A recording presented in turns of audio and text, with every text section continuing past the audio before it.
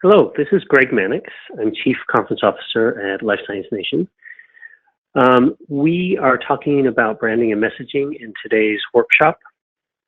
It doesn't matter how good your technology is. If you can't communicate it clearly, you won't get traction with investors. So we think this is really important in your fundraising efforts. So let's jump right in.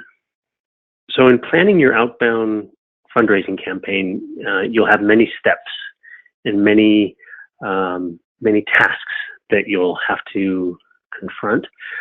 Your marketing collateral is what we're going to speak about today, and it's only one part of your path, but it's an important one. And we're going to talk about different key aspects that you'll need to keep in mind. So basically, your marketing collateral will be made up of a series of tools or components. You'll have a logo for your company that represents your company, and the visual representation is something that will help people remember your company. We'll talk about a tagline. We'll talk about your elevator pitch, a tear sheet, or it can also be called a one-page data sheet about your company, an executive summary, slide deck geared at investors, and your website, and possibly an animated video about your technology. So first of all, let's talk about logo. And your logo, if at all possible, should somehow represent something to do with your technology. We think that a logo is a great opportunity to get visual recognition and to represent your company. And if you can include your tagline with your logo, that's a great opportunity to give context to anyone who looks at your company logo without knowing anything about what you do, and be able to have at least some idea what type of technology we're talking about, what market, what sector of life sciences you're active in. So a logo is a great opportunity, and if you don't put a tagline together with your logo, I think you're missing out on an opportunity to give context to those people who are checking you out for the first time. So what is a tagline? A tagline is 5 to 7 or 8 words that describes in a clear way what you do. And a tagline can be very vague, which is a negative. I think a vague tagline is pretty much useless. Here are a few examples, like inspired innovation, a unique opportunity in cancer management. These are types of taglines that don't really tell you anything about the company and about its technology. The generalized tagline is a little bit better. It gives a little bit of context of what market we're talking about, but is still very vague and not specific enough. So I want to show you a couple of examples from real companies that we've worked with to illustrate the importance of taglines. So this is a company developing a very innovative technology. It's a biotech company, and the tagline on the first page of their company presentation is innovate, design, optimize. Now, that sounds good, but it really doesn't tell you anything. It doesn't give you any context about what that company does.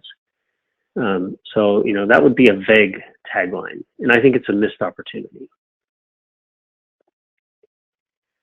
Another company also using a tagline that is a bit less vague, but still very general and not giving a clear idea of what the technology is, taking the pain out of bladder cancer.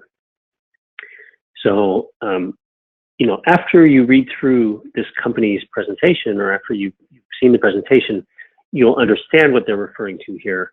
But someone who's looking at the company for the first time will have no clue what this company actually does, just vaguely in what market they're active. So here is a tagline that I would say is a compelling tagline, because it expresses both a clear idea of what the company is doing, and also even hints at the novelty of the technology. So, clinical stage biomaterials company reinventing surgical closure.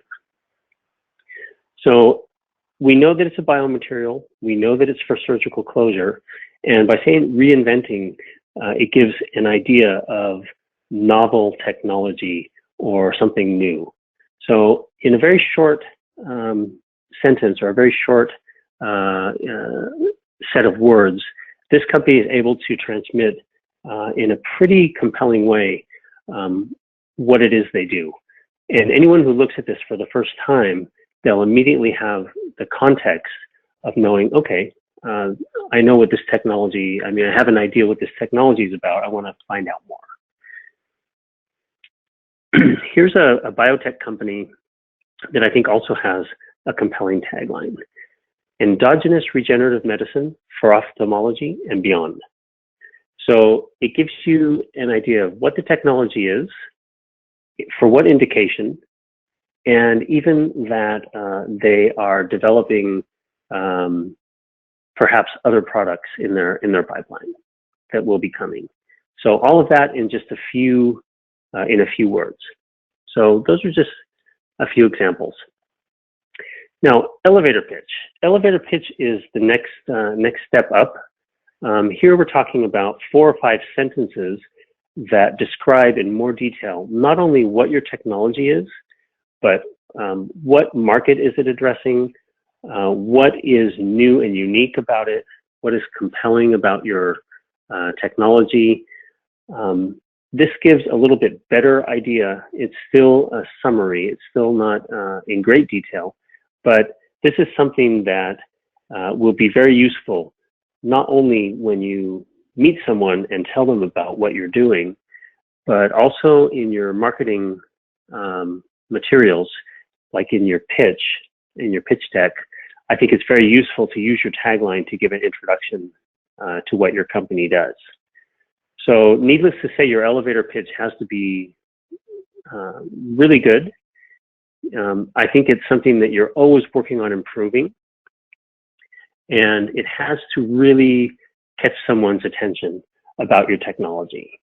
So you have to think of a way to express what you're doing in a way that's compelling, concise, because you don't want it to be too long, and that will get people interested in what you're doing and want to learn more.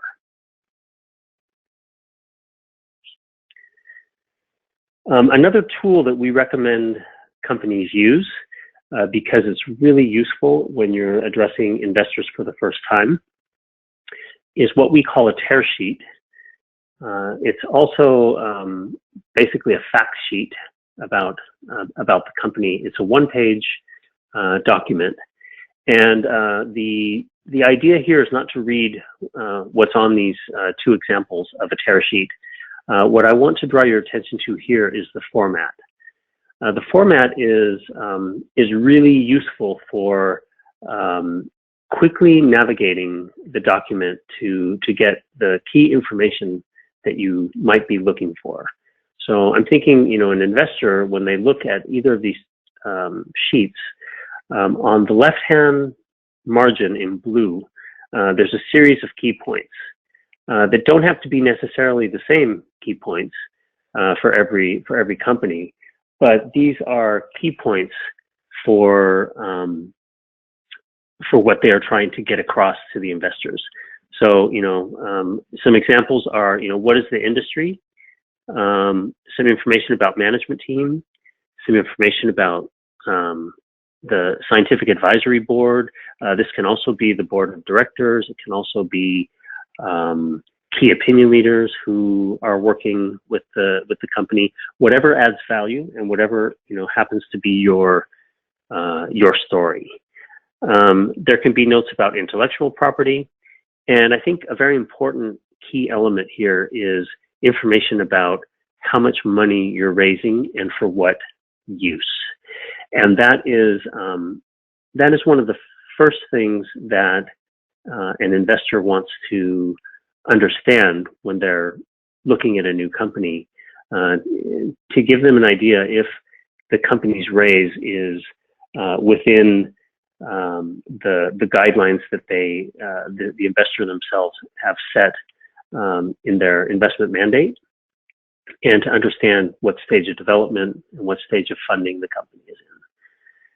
In the text of the tear sheet, you can include different types of information. It can be, I think it should always start with an executive summary. It's in a bullet point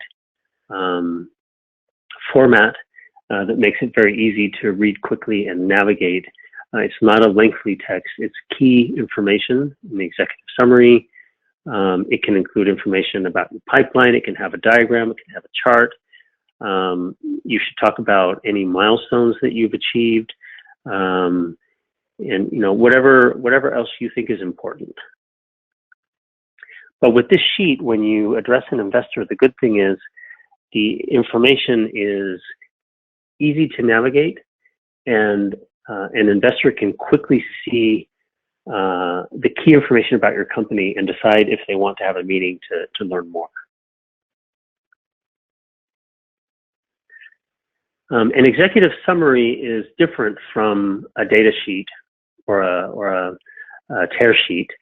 The executive summary tells your story and the story of your technology, and it should be between 1 and 2 pages.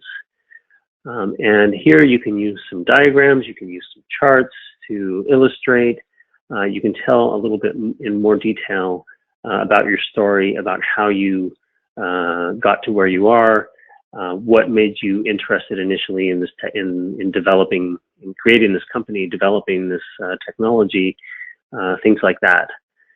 And up to 2 pages is good. I think an executive summary of 5 pages or 10 pages, as I've seen on occasion, is not a practical approach.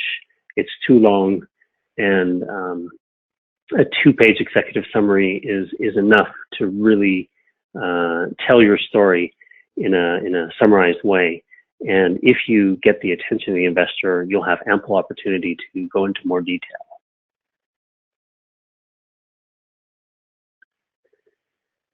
So your slide deck or your pitch deck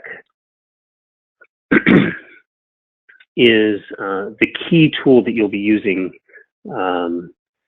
at times to offer it to an investor who wants to read more about your company, and you can send it out, and it can be a standalone presentation that anyone can read through. It will also be a tool that you use, of course, when you're meeting with an investor and presenting your company for the first time, or when you're pitching to a group of investors, like at a Resi conference. And we think a pitch should never be more than 10 to 12 slides, not including the title slide and the final slide. But we think that there's key information that you should include in your pitch deck, and it should be in an organized fashion that's easy to follow. And always think about who your audience is, and how sometimes you don't know what the background of that audience is. So don't assume that you're always pitching to someone who has a deep background in the particular science that your technology addresses, because it's probably not the case.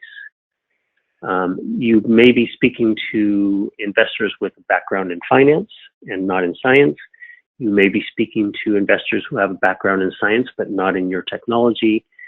So I think it's really important to keep your initial non-confidential investor deck to 10 to 12 slides that clearly express what market you're working in, and that anyone who reads through it or anyone who you present it to will be able to understand what it is you're doing. So there are some key points that you should include in your pitch deck. It doesn't have to be in this order. This is, everyone will have their own strategy for reaching out and for communicating what they do.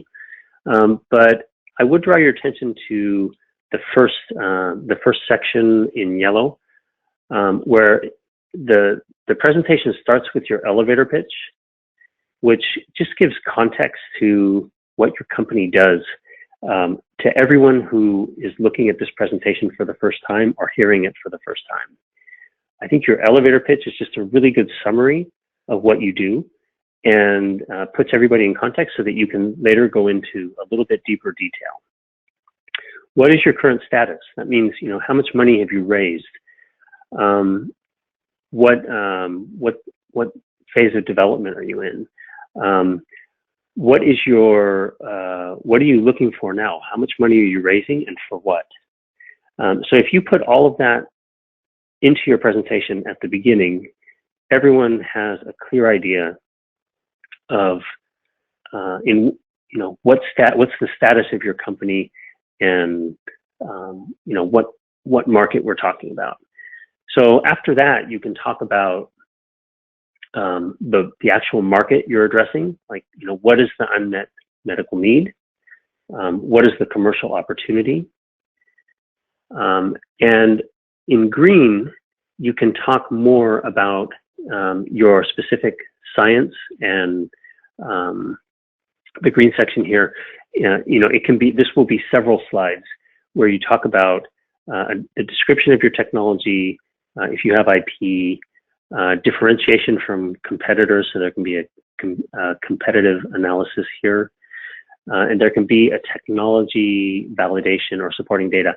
That's really important. Here is where you'll describe what data you have achieved so far.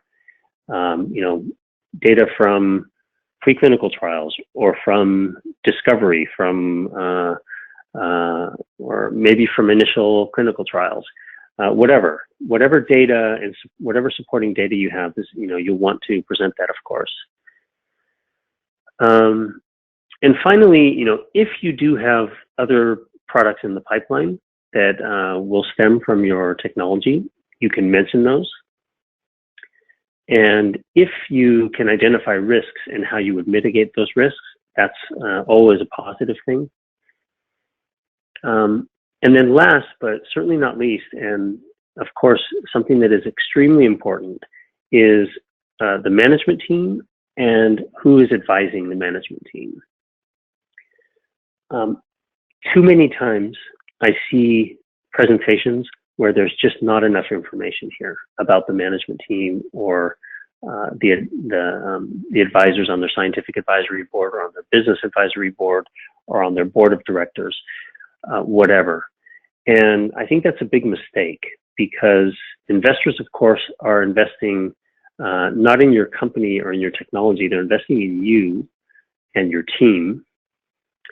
And it's really important to give some background on the management team. And, if the management team is very experienced, if the CEO, for example, has experience creating startup companies and bringing them to a successful exit, that's fantastic information to share, and that should be really highlighted in your deck. Absolutely. I know that's not always the case. Many entrepreneurs are doing this for the first time, and that's okay too. Then you would want to focus more on your scientific background, on your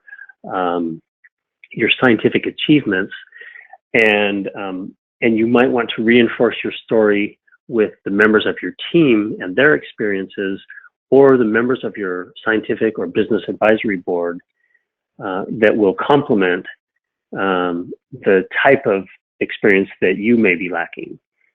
So, think a lot about how you want to present your team, your whole team, and, how you can show that that team is really capable of bringing this project forward, and that investors will want to invest in your project because they believe in your team and trust your team. Some people put the management team at the beginning of their presentation. That's fine. It's a really important part of your presentation. So like I said, your slide deck doesn't have to follow this order by any means, but please, try to keep it coherent so that it's not jumping around from the technical part to the management part and back again. Make sure that it has a flow that's easy for everyone to follow. There are many different ways to show how much money you've raised and from what sources. I think it's an important thing for investors to understand. So if, for example, you've been successful raising grants from whatever source, it's very important to show that. So I'm just putting up a few examples of how companies might show in their deck the money that they've raised, because it's an important part of their story that they've been successful raising this money, either in grants or equity financing. And then, the money that they're looking for, different companies try to show what the use of funds is going to be. And there are good ways and bad ways to do that. I think this is not the best way. I think it's too vague. Here's another company that goes into a bit more detail about how much money they're raising and what the use of the proceeds will be. So that's a little bit more detailed. Here's another way of expressing it. Now, these are ways that are a little bit better and show in more detail what the use of funds is going to be. But in the end, I think the most efficient way to show an investor the way the fundraising plan that you have and the use of funds is in some kind of chart like this. This is called the Gantt chart, and this is just one example. And it can there can be many different formats and different looks and feels to this type of chart. But the important thing here is that it shows the money that's been raised up to date, and what milestones have been achieved during that period, how much money is being raised moving forward over the next 3 years in this case, and what are the milestones that are achievable with that funding. So this leaves no doubt for the investor on the timeline of investment that the company is looking for, and what milestones that will increase the valuation of the company can be hit moving forward. So these are just some examples. Finally, I think it's really important to have a website for your company. It doesn't have to be a fancy website, but you do want it to have a professional look and feel. And you want to put the most compelling information about your company in a very visible place on your website. So you might want to start with your elevator pitch. I think that's always a good place to start. Your logo and your tagline. And then you may want to address whatever you think is most important about your team, about your unmet clinical need, etc. The good thing about the website is that you can, in different tabs, you can include all the detailed information you want about your science, about the market you're addressing, etc. News and publications. You have a lot of opportunities, but having a professional looking website gives credibility to your company and to your whole project. So it's good to have. So again, my name is Greg Mannix, and I am happy to answer any questions you might have. If you want to send me an email, feel free. I can also share these slides with you. Just send me an email. And I wish you all luck at Digital Resi Europe. I hope it goes really well for you. And we'll see you soon at an actual physical Resi conference. Hopefully when this whole situation has blown over and we can all resume to our normal lives. So thank you and hope to see you soon.